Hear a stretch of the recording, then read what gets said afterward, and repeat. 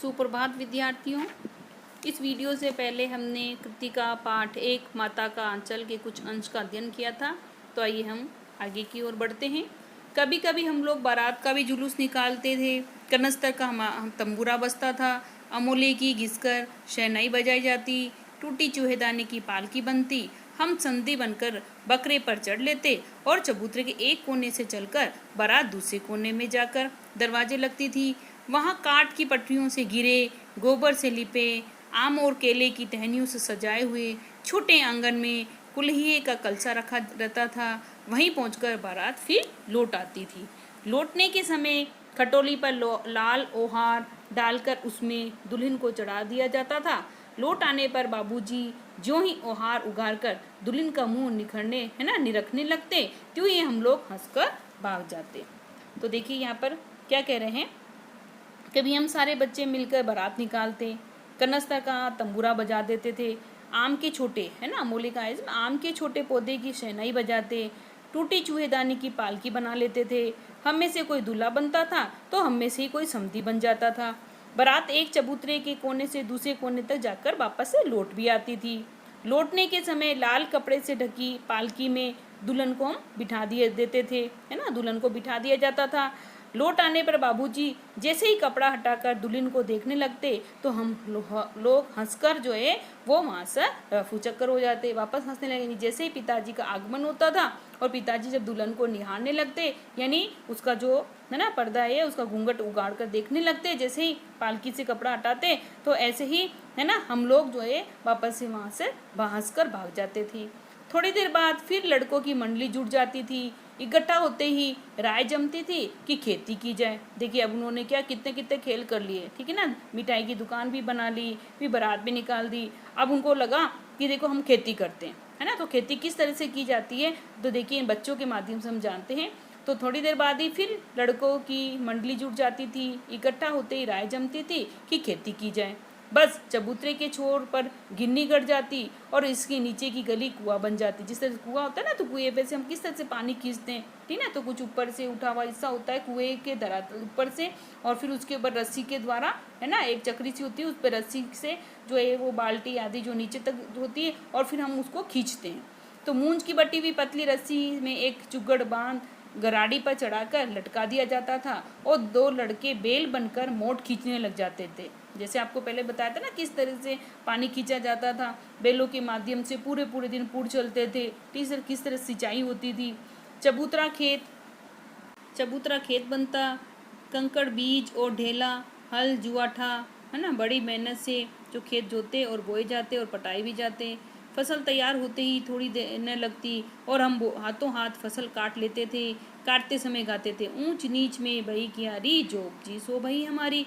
यानी जो ऊंची नीची जो क्यारी बनाई गई है और जो भी उपज होगी वो हमारी है, ठीक है ना। तो इस तरह से वो खेती करते। तो थोड़ी देर बाद क्या है, लड़कों की मंडली खेती करने के लिए जुड़ती। चबूतरे एक कोने से गिन्नी काट दी जाती, नीचे की गली कुआं बन जाती। मूंज की पतली रस्सी बनाकर गिन्नी पर चढ़ाकर चुगड़ बांधकर लटका दिया जाता और दो लड़के बेल बनकर पानी खींचने लगते। बड़ी मेहनत से खेत जोते और बोए जाते। फसल जल्दी से तैयार हो जाती और फसल काटते समय वो गाते थे, क्या गाते थे, ऊंच नीच की भई क्यारी, जो उपजी सो भई हमारी है। ऊंची नीची हमारी क्यारी है और जो भी उपज है वो हमारी है। फसल को एक जगह रखकर उसे पैरों से रोन डालते थे। कसोरे का सूप बनाकर ओसारे और मिट्टी के दिए के तराजू बना तोलकर राशि तैयार कर लेते थे। इसी बीच बाबूजी आकर पूछ बैठते थे कि तो यहाँ पर क्या बता रहे लेखक कि राशि सारी फसल को एक स्थान पर रखकर पैरों से रोंदते। मिट्टी के बने दियों का तराजू बनाकर हम फसल को तोलकर राशि तैयार कर लेते, भाई इतनी फसल हुई हमारी। इसे देखकर बाबूजी पूछते, इस साल की खेती रही, खेती कैसी रही भोलानाथ। ये सुनते ही हम लोग फिर अपना खेत खलियान छोड़कर हंसते हुए भाग जाते। हमारे ऐसे खेल देखकर बटोई भी इन्हें देखने के लिए रुक जाते थे। बटोई का मतलब क्या होता है कि राहगीर जो भी होता था, वहाँ से जो भी निकलता था राहगीर, वो भी हमारे जो खेल के तरीके देखकर 1 मिनट हमको देखकर और हंसकर आगे की तरफ बढ़ जाते थे। तो ऐसे ऐसे नाटक हम लोग बराबर खेला करते थे। बटोई भी कुछ देर ठिठक कर हम लोगों के तमाशे देख लेते थे, यानी हमारे तरीके बहुत होते थे खेलने के। देखिए आजकल के और पुराने ज़माने में कितने अलग अलग तरीके थे खेलने के, ठीक है ना। तो जो बटोई है वो भी रुक कर ठिठक कर 1 मिनट के लिए रुक जाते थे। जब कभी हम लोग ददरी के मेले में जाने वाले आदमियों का झुंड देख पाते तब कूद कूद कर चिल्लाने लगते थे, चलो भैया ददरी सातू पिसान की मोटरी। यानी एक तरह से तुकबंदियाँ थी बच्चों की, तो इस तरह से गाए थे, चलो हम भी जो है मेले में घूम कर आएँ। अगर किसी दूल्हे के आगे आगे जाती हुई ओहारदार पालकी देख पाते तब खूब जोर से चिल्लाने लगते थे। यानी कोई दूल्हा जा रहा है और उसके पीछे है ना, और उसके आगे आगे जो है पालकी जा रही है और वो भी जो ढकी हुई है कपड़े से, है ना, तो जोर जोर से चिल्लाने लगते थे। तो देखिए बच्चों क्या चिल्लाते थे, रहरी में रहरी पुरान रहरी डोला में कन्या मार बहरी, है ना। तो यहाँ पर कहते हैं कि इस जो है यानी एक तुकबंदियाँ थी बच्चों की जो इस तरह से चिढ़ाने के लिए गाया करते थे। इसी पर एक बार बूढ़े वर ने हम लोगों को बड़ी दूर तक खदेड़ कर ढेलों से मारा था। यानी जो ढेले यानी मिट्टी के जो इकट्ठा जो हिस्सा होता है ना, मिट्टी के ढेले, यानी मिट्टी के छोटे छोटे से सख्त जो है पत्थर का रूप ले लेते हैं, उसे कहते हैं ढेले। उनसे उनको खूब देर तक खदेड़ा। उस कुसट खबीज की सूरत आज तक हमें याद है। न जाने कि ससुर ने वैसा जमाई ढूंढ निकाला था। यानी खुद इतना बुढ़ा था, है ना, तो ये ससुर कितना बुढ़ा होगा। तो यानी हम उसकी सूरत मुझे आज तक याद है, लेकर बताता है, वैसा घोड़ा मुँह आदमी हमने कभी नहीं देखा था। यानी शकल सूरत से भी अच्छा नहीं था। आम की फसल में कभी कभी खूब आंधी आती थी। आंधी के कुछ दूर निकल जाने पर हम लोग बाग की ओर दौड़ पड़ते थे। वहाँ चुन चुन कर गुले गुले गोपी आम चापते थे, ठीक है ना। तो अभी कि अब जब आम के मौसम में जब आंधी आ जाती थी तो आम जो है कुछ तो नीचे झड़ जाते थे, ठीक है। तो हम भी जो है वहाँ पर जाते और जो पेड़ों पे लगे हुए आम जो थे गोपी गोपी आम यानी जो पके पके आम थे उनको खाते थे। एक दिन की बात है, आंधी आई और पट पड़ गई। पट पड़ गई का मतलब है आंधी आई और उसमें बहुत सारे जो है आम नीचे गिर गए। आकाश काले बादलों से ढक गया। मेघ गरजने लगे, बिजली कड़ोंने और ठंडी हवा सनसनाने लगी। पेड़ झूमने और जमीन चूमने लगी। हम लोग चिल्ला उठे, एक पैसा की लाई बाजार में छितराई, बरखा उधर भी लाई, ठीक है ना। तो ये भी तुकबंदियाँ हैं, किस तरह से बारिश का वर्णन करते हैं। लेकिन बरखा न रुकी, अर्थात बारिश न रुकी और मूसलाधार पानी होने लगा। हम लोग पेड़ों की जड़ से धड़ से सट गए जैसे कुत्ते के कान में अठई, है ना। जिस तरह कुत्ते के शरीर में चिपकने वाले, है ना, छोटा सा कीड़ा होता है उसको किलनी भी बोलते हैं, ठीक है ना, जिसकी जिस है ना, तो वो जिस तरह से वो चिपकी रहती है उस तरह से हम भी पेड़ों से की जड़ से मतलब उससे तने से अच्छी तरह से जो चिपक गए, अर्थात उसको पकड़ लिया। क्योंकि मगर बरखा नहीं रुकी, परंतु बारिश रुकी नहीं और थम गई। बरखा बंद होते ही बाग में बहुत से बिच्छू नजर आए, क्योंकि जब बिलों के अंदर पानी बढ़ जाता है तो जो है ना जीव जंतु बाहर आने लगते हैं। हम लोग डर कर भाग चले। हम लोगों में बेजू बड़ा ढीठ था, बड़ा जिद्दी था। संयोग की बात, बीच में मुसन तिवारी मिल गए। बेचारे बूढ़े आदमी को सूझता कम था। बेजू उनको चिढ़ाकर है ना बोला कि है ना बूढ़ा बेईमान मांगे करेले का चोखा। ये भी उसको चिढ़ाने का एक है ना तुकबंदी थी उनकी। हम लोगों ने भी बेजू के सुर में सुर मिलाकर वही यही चिल्लाना शुरू किया।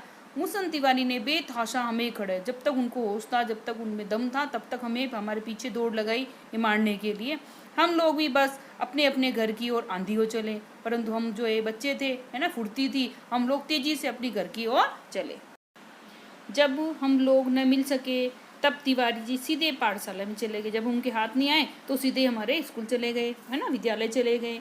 वहाँ से हमको और बेजू को पकड़ लाने के लिए 4 लड़के गिरफ्तारी वारंट लेकर छूटे। अब हमारे जो गुरुजी हैं उन्होंने ये कह दिया 4 लड़कों को इजाज़त दी, उन्हें पकड़ कर लेकर आओ। इधर ज्यों ही हम लोग घर पहुँचे त्यों ही गुरुजी के सिपाही हम लोगों पर टूट पड़े। सिपाही कौन थे? जो 4 बच्चों को उनको भेजा गया था। बेजू तो 9-2-11 हो गया, यानी हाथ में नहीं आया, पकड़ा नहीं गया और हम पकड़े गए। फिर तो गुरुजी ने हमारी खूब खबर ली। अब खबर कैसे ली आपको पता ही होगा, है ना, खूब उनकी पिटाई की गई। बाबूजी ने ये हाल सुना तो दौड़े हुए पाठशाला में आए। गोद में उठाकर हमें पुचकाने और फुसलाने लगे। पर हम दुलारने से चुप होने वाले लड़के नहीं थे, क्योंकि हम ज़्यादा ही लाड़ प्यार वाले थे। रोते रोते उनका कंधा आंसू से तर कर दिया। वह गुरुजी की चिरोरी करके हमें घर ले चले। रास्ते में फिर हमारे साथी लड़कों का झुंड मिला। वे जोर से नाचते और गाते थे। चिरोरी का मतलब उनसे प्रार्थना की, विनती की कि अब इसको छोड़ दिया जाए, ठीक है। और फिर हमको रास्ते में वही बच्चों का झुंड मिल गया और हम वे जोर जोर से नाच और गा रहे थे। तो देखिए बच्चे क्या कर रहे हैं कि माई पकाई गरर पुआ, हम खाई पुआ, ना केलन जुआ, है ना। तो यहाँ पर भी वही तुकबंदियाँ इनकी चल रही है कि माँ हमारे पुए पका रही है, हम खा रहे हैं। फिर क्या था, हमारा रोना धोना भूल गया, हम हट करके बाबूजी की गोद से उतर पड़े और लड़कों की मंडली में मिलकर लगे वही तान, है ना, सुर अलापने, यानी एक बच्चों का मनोरंजन भी होता है और कुछ पंक्तियां जो है लय में गाने लगते हैं और उसके साथ साथ सभी साथ देते हैं। तब तक सब लड़के सामने वाले मकई के खेत में दौड़ पड़े जहाँ पर मक्का की खेती की जा रही है ना, खेती थी। उसमें चिड़ियों का झुंड चल रहा था। वे दौड़ दौड़ कर उसे पकड़ने लगे पर एक भी हाथ नहीं आई। ठीक है ना। तो अब देखिए बच्चों को क्या सूझा कि चिड़ियों को ही पकड़ लिया जाए। हम खेत से अलग ही खड़े होकर गा रहे थे, राम जी की चिड़ई राम जी का खेत, खा लो चिड़ई भरपेट। ठीक है ना। तो कहते कि भाई जो ये चिड़िया भी राम जी की है, खेत भी राम जी का ही, राम भगवान का ही है, और चिड़िया तुम जी भर के खा लो। हमसे कुछ दूर बाबूजी और हमारे गांव के कई आदमी खड़े होकर तमाशा देख रहे थे और यही कहकर हंसते थे कि चिड़िया की जान जाए और लड़कों का खिलौना। नहीं, लड़कों को तो खेल हो गया और चाहे लड़कियों जो है चिड़ियों की या पक्षियों की जान पर बनाए। सचमुच लड़के और बंदर पराई पीर नहीं समझते। ठीक है ना। तो यानी दोनों ही मस्त होते हैं। तो लड़के और बंदर एक ही प्रजाति के हैं और कहते हैं कि वो दूसरों की पीड़ा को नहीं समझ पाते। एक टीले पर जाकर हम लोग चूहों के बिल में पानी उलीचने लगे। अब देखो हमारे में क्या सूझी। ठीक है ना। तो हम एक जो टीला था उसमें एक बिल बना हुआ था, तो उस चूहे का बिल समझकर हम उसके अंदर पानी जो है इधर नीचे की तरफ पानी जो था वो पानी जो अपनी उंगलियों में जो इसमें भर भर के और उसमें उलीचने लगे, उसको उस जो छेद था उसके अंदर भरने लगे। नीचे से ऊपर पानी फेंकना था। हम सब थक गए थे जब तक गणेश जी के चूहे की रक्षा के लिए शिव जी का सांप निकल आया। उन्होंने सोचा कि ये तो चूहे निकलेंगे और चूहे का बिल भर देते हैं पानी से, परंतु यहाँ तो सांप निकल आया। रोते चिल्लाते हम लोग बेतहाशा भाग चले, रोते चिल्लाते हम लोग बेतहाशा भाग चले। कोई औंधा गिरा, कोई अंटा चिट गिरा, किसी का सिर फूट गया, किसी के दांत टूट पड़े, है ना, टूट गए। सभी गिरते पड़ते भागे क्योंकि डर था उनको सांप निकलने का, है ना। सांप को जैसे ही देखा तो डर के इस तरह से भागे कि कोई गिरता पिटता आगे की तरफ बढ़ा ही जा रहा था। हमारी सारी देह लहूलुहान हो गई थी क्योंकि गिरे, चोट भी लगी। पैरों के तलवे कांटों से छलनी हो गए थे और हम बेतहाशा भागे, है ना। तो हमने ये भी नहीं देखा नीचे कांटे भी हैं हमारे मार्ग में, है ना। तो भागते चले गए क्योंकि हमें जान की परवाह थी। ठीक है। तो हमारे पेटों जो तलवे थे उसमें कांटे लग गए थे और वह भी छलनी हो गए थे। हम एक सुर में दौड़े हुए आए और घर में घुस गए। उस समय बाबूजी बैठक के ओसारे में बैठकर हुक्का गुड़गुड़ा रहे थे। ओसारे का मतलब होता है बरामदे बैठकर हुक्का पी रहे थे। उन्होंने हमें बहुत पुकारा पर उनकी अनसुनी करके हम दौड़ते हुए, है ना, अनसुनी करके हम दौड़ते हुए मैया के पास चले गए, जाकर उसी की गोद में शरण ली। ठीक है ना। तो यानी पिता की आवाज़ का भी हमारे ऊपर असर नहीं हुआ क्योंकि हम इतने डरे थे और सीधे ही हम माँ की, है ना, गोद में यानी आंचल में छिप गए। मैया चावल अमनिया कर रही थी, अर्थात माँ जो है चावल को साफ कर रही थी। हम उसी के आंचल में छिप गए। हमें डर से कांपते देखकर वो जोर से रो पड़ी। ठीक है ना। तो माता खुद भावुक होती है और वह भी बच्चे को जब देखा कि वो कांप रहा है, इस तरह से लहूलुहान है ना, ऐसी हालत में देखकर वो खुद रोने लगी। सब काम छोड़ बैठी, अधीर यानी व्याकुल होकर हमारे भय का कारण पूछने लगी, है ना। तो वो खुद भी विचलित हो गई, व्याकुल हो गई कि भाई क्या कारण था, है ना, क्या कैसे क्या हुआ, कैसे चोट लगी आदि। कभी हमें अंग भरकर दबाती यानी हमें बाहों में भर लेती, कभी हमारे अंगों को अपने आंचल से पोंछकर हमें चूम लेती और कभी क्या करती थी अपने आंचल से, है ना, जहाँ जहाँ आप जो हमारी चोट लगी थी, है ना, उसको साफ करती, फिर हमें चूम लेती। बड़े संकट में पड़ गई, है ना। अब वो भी जो इस संकट में पड़ गई कि सोचने में पड़ गई कि भाई इसको कैसे चोट लगी, ये इतना क्यों घबरा रहा है, इतना क्यों काँप रहा है। झटपट हल्दी पीसकर हमारे घाव पर थोपी गई, है ना, और तुरंत ही जो है हमारी उपचार का जो कार्यक्रम प्रारंभ हो गया और झटपट जो है हल्दी पीसी गई और उस हमारे जहाँ जहाँ घाव थे उसके ऊपर उसको लगाया गया। घर में तो कोहराम मच गया था। ठीक है ना। शोर शराबा होने लगा। हम केवल धीरे सुर में सा सा सा करते हुए मैया के आंचल में लुके चले जाते थे। ठीक है ना। वो इतने काँप गए थे, लेखक खुद इतना काँप गया था, बच्चा इस तरह से काँप गया था, डर गया था, भयभीत हो गया था कि वो सांप भी बोल नहीं पा रहा था और सा ही बोले जा रहा था। सारा शरीर थर थर काँप रहा था, रोंगटे खड़े हो गए थे। जब डरते ना तो हमारे रोंगटे खड़े हो जाते हैं, ठीक तरह से उसके भी रोंगटे खड़े हो गए। हम आंखें खोलना चाहते थे पर खुलती नहीं थी। ठीक ना। डर के मारे हमारी आंखें भी नहीं खुल रही थी। हमारे कांपते हुए होठों को मैया बार बार निहार कर खुद रोने लगती थी। बड़े लाड से हमें गले लगा लेती थी। यानी माता भी बड़ी व्याकुल हो गई, दुखी हो गई, है ना, और बार बार हमें निहार कर और खुद रोने लगती थी और हमें वापस से अपने बाहों में भर लेती थी। इसी समय बाबूजी भी दौड़े आए। आकर झट हमें मैया की गोद से अपनी गोद में लेने लगे, है ना। तो वो भी क्योंकि प्यार तो बहुत, स्नेह बहुत ज़्यादा करते थे, तो और उनके साथ जितनी भी है ना खेलते थे, जो भी क्रियाकलाप किया करता था लेकर, तो वो सारे उसमें शामिल भी रहते थे, ठीक है। तो परंतु फिर भी देखो, जब संकट आई, विपदा आई, तो लेखक ने अपने माता की आंचल का, है ना, यानी प्रेम की छांव को नहीं छोड़ा, पर हमने मैया के आंचल की प्रेम और शांति की चंदोवे की छाया न छोड़ी। देखिए, विपत्ति, जब संकट आता है, जब कोई मुसीबत आता है, तो हमारे मुख से भी ये निकलता है, हे माँ। इस पाठ के माध्यम से हमने जाना कि बच्चा जब मुसीबत में होता है तो वो किस तरह माँ के पास ही जाकर सुरक्षित, है ना, पाता है अपने आप को। तो आइए बच्चों, हम शब्दार्थ पर भी प्रकाश डालते हैं। तंबूरा एक वाद्य यंत्र, अमोला, है ना, इसमें है आम का उगता हुआ पौधा। खटोली छोटी सी खाट को कहा जाता है। ओहार पर्दे के लिए डाला हुआ कपड़ा, है ना। और उघार का मतलब होता है हटा देना, जो पर्दा लगा हुआ है उसको हटा देना, उघार का मतलब हटा देना। मूंज पटसन, जिसे चारपाई मंजी आदि बुनते हैं। मोर, है ना, चरसा, चरसा। जुआटा बैल को हल में जोतना, पटाना, सींचना। पटोही, राही, जमाई, दामाद। पट पड़ना, औंधे पड़ना, कुकरोंदना, चमकना। चितराई फैल गई, बिलाई समाप्त हो गई। अठई कुत्ते के शरीर में चिपके रहने वाले छोटे कीड़े। आंधी होना, तेजी से भाग जाना। चिरोरी दीनतापूर्वक की गई प्रार्थना। हाथ न आना, पकड़ में न आना, ना। चिनई, चिरई का मतलब है चिड़िया। पराई पीर, दूसरों का दुख। लहूलुहान, खूनो खून। छलनी होना, छिल जाना। ओसारे बरामदा। अमनिया साफ। रोंगटे खड़े होना, रोए खड़े होना।